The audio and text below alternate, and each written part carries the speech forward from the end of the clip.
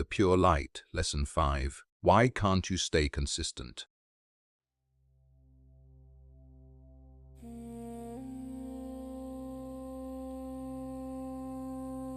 You made it past restraint. Now comes the real failure point. Consistency reveals who was serious and who was just interested. Welcome, petitioner. If you are still here, understand this clearly.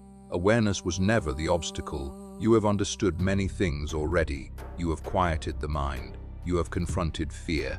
You have learned to pause before acting. You have even begun to restrain impulse when it rises. And yet, something keeps breaking. You start well. You see clearly. You act deliberately. For a time, then, slowly, almost quietly, things return to how they were. This lesson exists because most failure does not come from ignorance. It comes from collapse after insight. The ancient Egyptians warned against mistaking awakening for stability.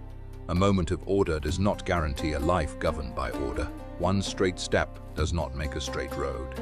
Consistency was never treated as enthusiasm. It was treated as maintenance. In Egypt, art, order, was not a feeling. It was a daily obligation. The scribes did not write when they felt inspired. The priests did not observe discipline when it felt meaningful. The judges did not rule according to mood. They relied on structure, repetition, and placement. This is what modern minds resist. Most people believe consistency is a matter of character. When it fails, they call themselves lazy, unfocused, or weak. The ancients would have called this a misunderstanding of design. That which is not supported will fall regardless of intention. If discipline collapses in your life, it is not because you lack desire. Desire is common, insight is common, even restraint in moments is common. What is rare is structure that survives time. This lesson will not flatter you. It will not motivate you. It will not promise transformation through emotion. It will expose something quieter and more uncomfortable. The fact that most people rely on willpower to do the work of architecture. Another Egyptian maxim states, "The house does not fail because the builder cared too little, but because the foundation was never finished."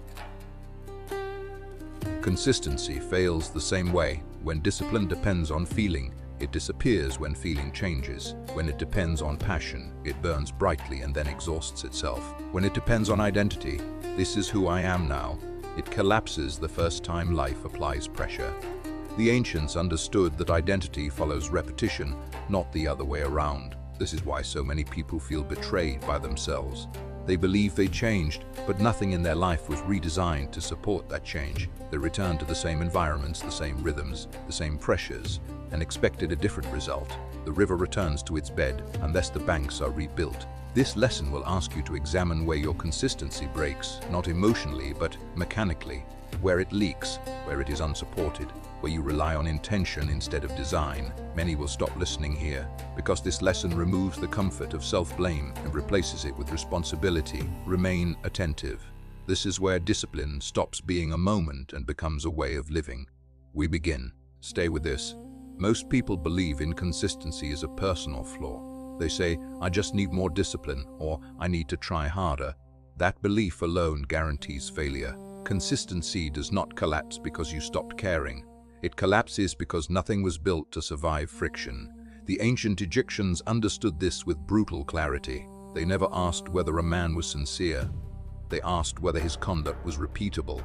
Sincerity meant nothing if it could not be maintained. That which depends on desire will disappear when desire departs. Look carefully at your own life. Notice where consistency breaks. It rarely breaks at the beginning. It breaks after progress has already been made, after the excitement fades, after the novelty wears off, after the mind stops receiving reward for effort. Psychology confirms this pattern precisely. Early progress activates reward systems in the brain. Dopamine reinforces behavior. Over time, that reward diminishes. When the reward fades, behavior stops, unless structure has replaced motivation. This is the moment most people misunderstand. They assume the loss of motivation means something went wrong. The ancients knew better. They understood that motivation was never meant to last. Fire begins the work. Stone carries it. Consistency belongs to stone, not fire. Another failure point appears when life applies pressure. Stress, fatigue, distraction, interruption. Most people build habits only for ideal conditions. When conditions change, the structure collapses because it was never designed to endure weight. This is why the Egyptians emphasized routine over resolve. The scribe wrote whether he felt like it or not. The judge ruled whether the day was easy or difficult. Order was preserved through design, not emotion. Modern psychology calls this decision fatigue. Every choice consumes mental energy. When discipline requires constant deciding, should I do this today? Should I continue? Should I start again? It eventually fails. The ancients removed the question entirely. What is decided once does not require daily debate. Here is the truth most people resist. You are not inconsistent. You are unsupported. Where there is no structure, the mind defaults to comfort. Where there is no routine, impulse fills the gap. Where there is no design, willpower is consumed until it breaks. This lesson is not asking you to try harder. It is asking you to stop relying on effort to do the work of architecture. In the next part, we will expose the specific structures that must exist if consistency is going to survive. Simple, unglamorous, and effective. This is where discipline becomes sustainable. Stay attentive. This is where most people finally see the real problem and decide whether they are willing to fix it. Now this becomes practical. Up to this point, the lesson has removed illusions. Now it replaces them with structure. The ancient Egyptians did not ask a man to be disciplined. They arranged his life so discipline was unavoidable. Consistency was never left to mood. It was engineered. Order does not appear by effort alone. It must be placed. Modern psychology agrees. Behavior that lasts is not driven by motivation, but by environment, repetition, and reduced choice. When consistency fails, it is almost always because the structure was never built. Here is what must exist if consistency is going to survive. Structure 1. Remove daily decision-making. Every time you decide whether to act, you weaken consistency. Psychology calls this decision fatigue. The mind cannot repeatedly choose the same difficult action without cost. Eventually, it defaults to comfort. The Egyptians removed the debate entirely. What is arranged does not argue. Practice. Choose one action that matters. Fix the time, place, and duration. Once set, it is no longer a decision. It is maintenance. No discussion. No negotiation. Structure 2. Shrink the action. Most people quit because they build habits that require ideal energy. The ancients trained minimum continuity, the smallest action that keeps the chain unbroken. The path is kept by the smallest step repeated. Practice. Define the smallest version of the action you will do even on bad days, not the best version, the non-negotiable version. Consistency survives by shrinking, not by force. Structure 3. Protect the first moment. Consistency often fails at the start, not the middle. The Egyptians understood that once motion begins, continuation is easier. Modern neuroscience confirms this. Starting an action activates momentum circuits in the brain. The first movement carries the rest. Practice. Remove friction from the first step. Prepare the space in advance. Eliminate distractions. Make starting easier than stopping. Never rely on motivation to begin. Structure 4. Delay quitting is rarely rational. It is emotional and temporary. The ancients trained delay, not denial. He who waits out the urge outlives it. Practice. When you want to quit, delay the decision 24 hours. Perform the minimum action once more. Most quitting impulses disappear when not obeyed immediately. The realization that changes everything. Consistency is not heroic. It is unremarkable and quiet. This is why people abandon it. It does not feed the ego. There is no rush, no applause, just steady repetition. But repetition is what shapes identity. What you repeat becomes what you are. In the next part, we will confront the final obstacle, self-deception. The stories people tell themselves to explain inconsistency instead of correcting it. Stay with it. This is where discipline stops feeling impressive and starts becoming effective. Now slow down. This part is not about learning something new. It's about removing what you've been using to protect yourself from the truth. Most people don't fail at consistency because they lack discipline. They fail because they are constantly explaining themselves instead of correcting themselves. The mind becomes very skilled at storytelling when structure is missing. The ancient Egyptians warned against this tendency directly. The tongue can excuse what the hands have neglected. Consistency collapses quietly, and when it does, the mind rushes in to soften the fall. It offers reasons. circumstances, exceptions, explanations that feel reasonable and compassionate, but change nothing. This is where self-deception lives. So this part is not instructional, it is interrogative, and it requires honesty.